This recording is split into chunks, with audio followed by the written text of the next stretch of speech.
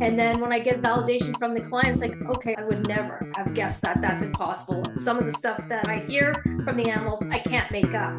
For instance, Today on Time We Discuss, I want to welcome Karen Wickerson as Time We Discuss what it's like having animal telepathy. Karen, thank you for joining me today. well, thank you so much for having me. I was really looking forward to being here and meeting you. So this is great. This is going to be an awesome conversation. I love anything weird and that is not quote unquote normal. So I use the term weird very lovingly. So I'm really excited about this. Well, weird. It's the woo-woo world, that's for sure. So let's start at the beginning. How did you get involved in this particular, dare I say, industry? I started talking to animals when I was 3, and I remember the first time. And I remember the feeling that I got when I was at a birthday party. I was put on this horse, and immediately there was this connection, and I just knew at an instinct, like so instinctual. And it was like the words of just like, I've got you, don't worry, and I didn't quite understand. I mean, I was a kid, I was only 3, right? But I just had this immediate connection to the horse. And then throughout my childhood, just animals would be talking to me. It's like, hi, or tell my mom this, or so I would just say it. And thinking that everybody could talk to animals, like, why not, right? You're a kid, you believe in anything, right? So but then over time, unfortunately, this is back in the 70s, so there wasn't much awareness in this field. And that friends parents would say, oh, you're hanging out with crazy Karen. Like, they just didn't understand, right? It's like, so as I got older, I wanted to start fitting in, and I started shutting down that ability. And it was, you know it just, I became a teenager. I didn't lose the ability, because the ability is always within you, but I just shut it down in order to belong, right? And it wasn't until I was in my early 30s when I was working on a horse. Now, this is called healing touch for animals. People hear about Reiki or energy work. Reiki works. There's a few techniques that can be used, but I specifically studied healing touch for animals, using the animal's energetic field to help them shift behaviors, trauma, that sort of thing. And when I was working on this particular horse, I felt this overwhelming sense of sadness, and the tears. I couldn't understand what I was crying. I had tears coming down my face. I'm like, what the heck? Well, as it turned out, she had a foal. The foal was sold, but nobody told her that her baby is gone and never to be seen again. So when the humans who were her guardians, I told them, like, she thinks that her foal was stolen. And I said, you need to apologize. And I'm just instinctually doing this. Like, I had no idea. And it's like, it felt familiar, and it's like, I don't really quite understand what I'm doing here. But they apologized, and there was a lot of healing that took place, and the horse was able to do her job, which was championship dressage. So, she wasn't behaving. And then we had this conversation. There was a lot of healing for the horse. Now she understood what happened to her foal, and then she was able to continue on. So that was the beginning. And that was back in 2012, I'd say. And then from then on, I couldn't turn it off, and nor did I want to turn it off. And how it works is that the animals talk to me as if I'm talking to you. It's that easy for me. And I hear everything they hear. I see everything they see. I feel everything they feel emotionally, physically. They show me things in pictures. They show me things in moving pictures. And I hear words and sentences, and that comes to me all at once. So I have to interpret really quickly what's going on. And there's this energy exchange between the two of us. And I use my heart, because animals speak from their heart. So I have to shut off my mind, the thinking mind that goes and goes and goes, and get connected and centered and grounded in order to have that conversation with them using my third eye. because that's where I connect, is through the third eye and my heart. So that's the gist of it. It's taken quite a while. I mean, for me to really fully confidently be able to do this as a job, to write a book.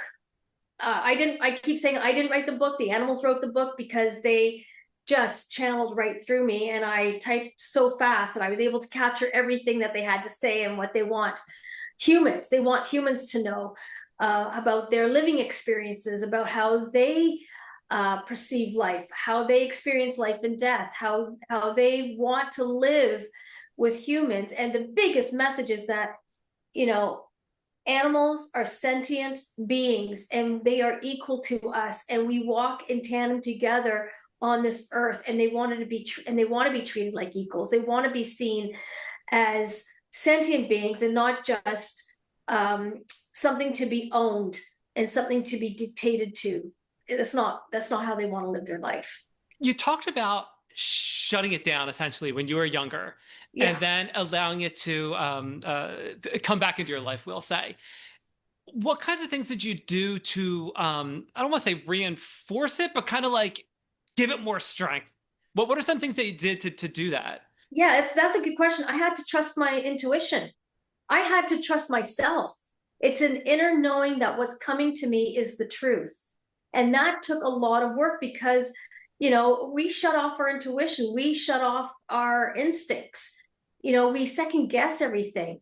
And it really took a while for me. It's like, did I actually hear that correctly? Is that right? So I had to, as I was turning things back on within me, I had to get, you know, in touch with some coaches.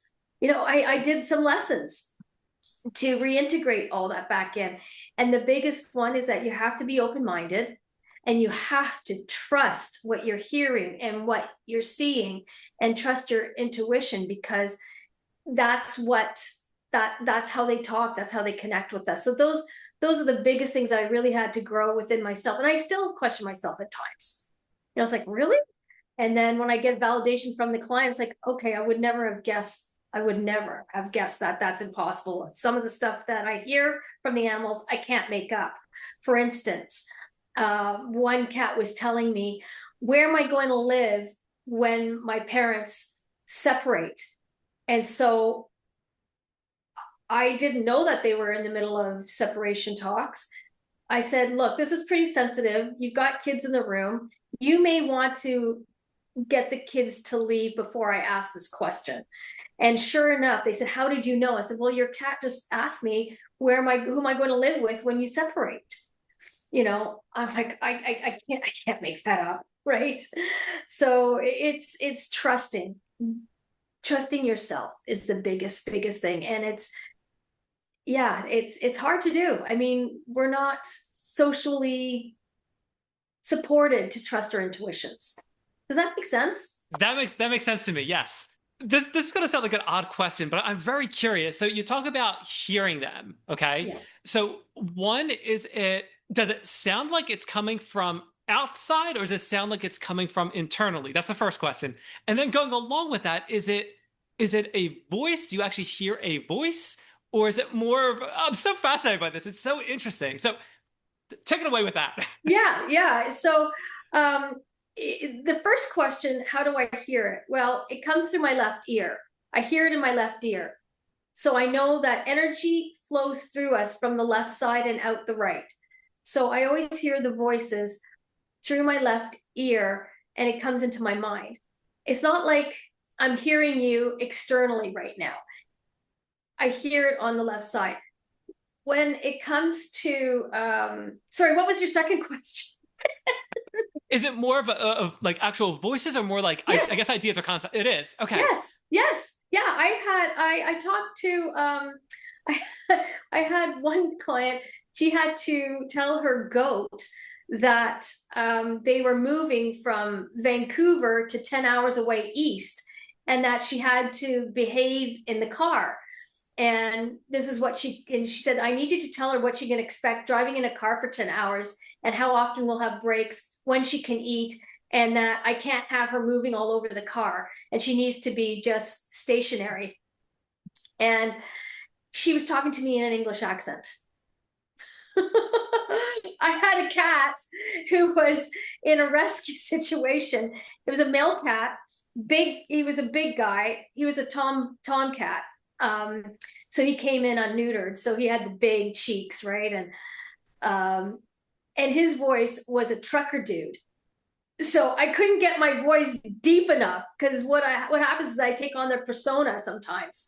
I couldn't get my it was just so funny. He was a trucker dude.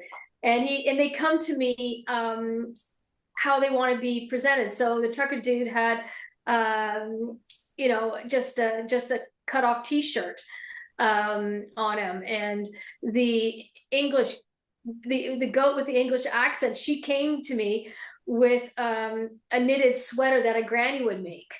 It's like they've got these personalities that is just so funny. So I describe how they look to their humans as they come to me. It's so interesting. Okay, so let's talk about getting started doing this. Okay, Yeah. so how did you actually?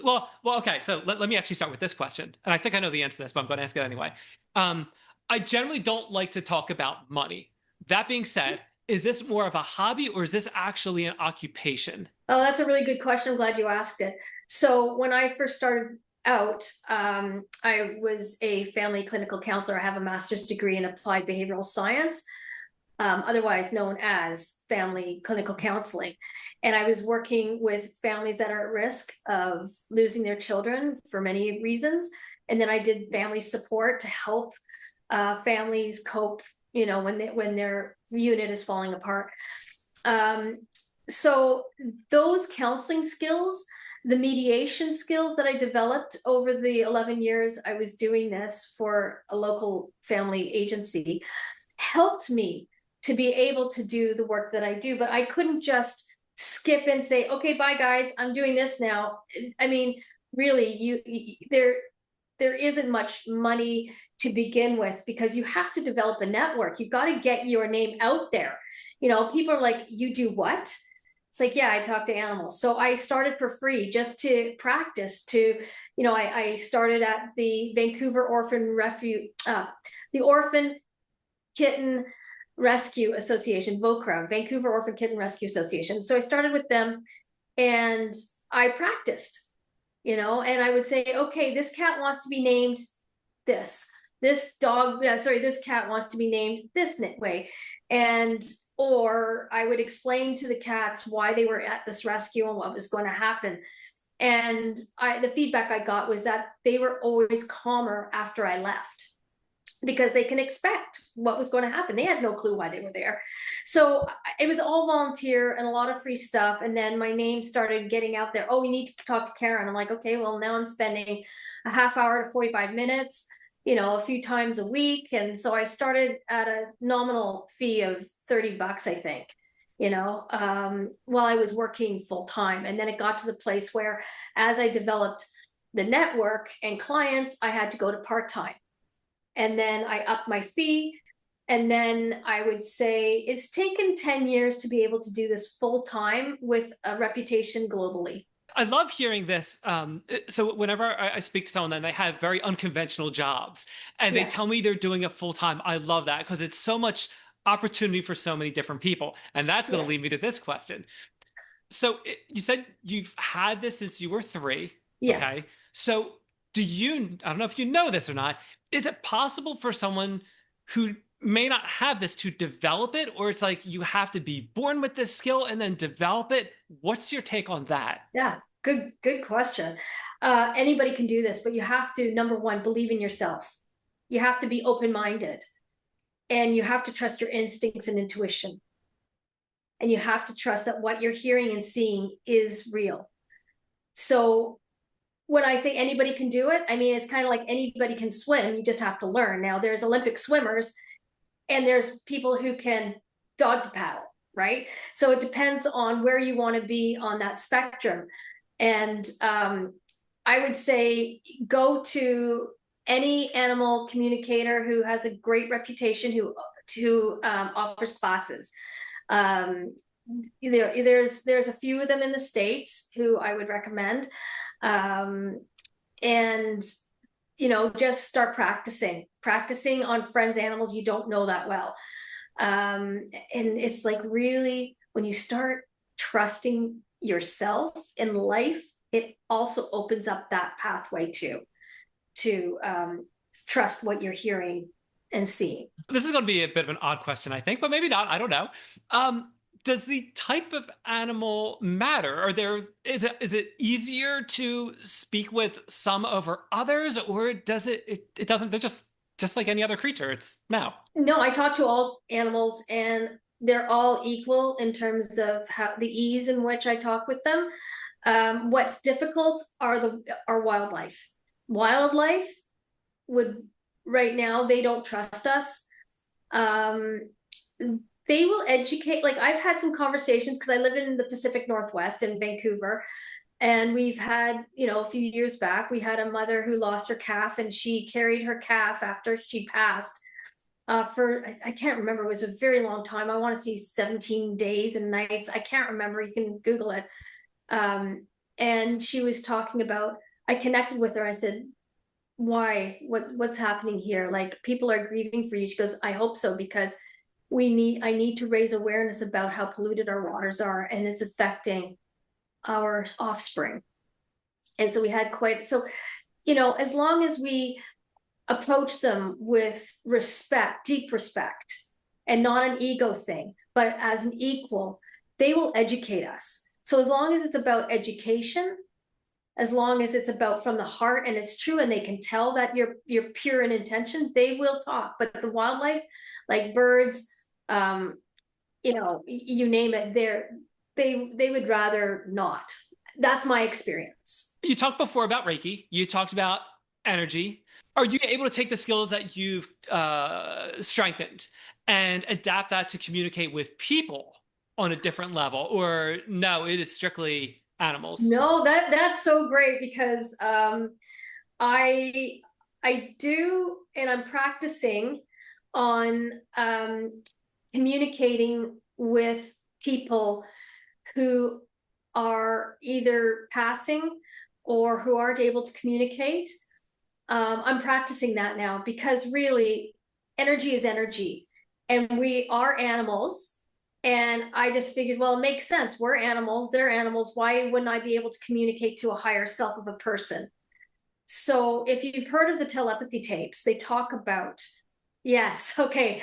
So they talk about, communicating with people who have had strokes. And I was listening to, it's like, well, of course, that makes complete sense to me. Why wouldn't I? So I had permission to work with somebody, and I'm practicing that. So That is really cool. I never until you started talking about that, I was like, oh, it would be really amazing if, and then you started talking about it. That's really neat. yeah. So it's something that I wouldn't say that I would do it for a living. I'm practicing. I have to shift from human communication versus animal, and it's a bit different. So I'm working out the kinks, so to speak. If someone wants to do what you're doing, and I recognize this is going to be different for everybody, Yes. but just very generally speaking, if someone wants to do what you are doing, how much time do they need to invest in this and developing their skills? Is this like it's going to take months? It's going to take years? It's going to take closer to a decade? Generally speaking, if someone wants to do what you're doing, how long does it take them? Well, you're right. It is very individual. It can take months to years to decades. I'm still learning. I mean, I'm going to continually be a student of animal communication and telepathy. The animals are still teaching me. I would say, if you want to just start talking to your cat and you want to know why they do X, Y, and Z, then I would say do a weekend workshop, and learn how to turn that on again, because we were born with it. Babies know how to still communicate telepathically to other babies.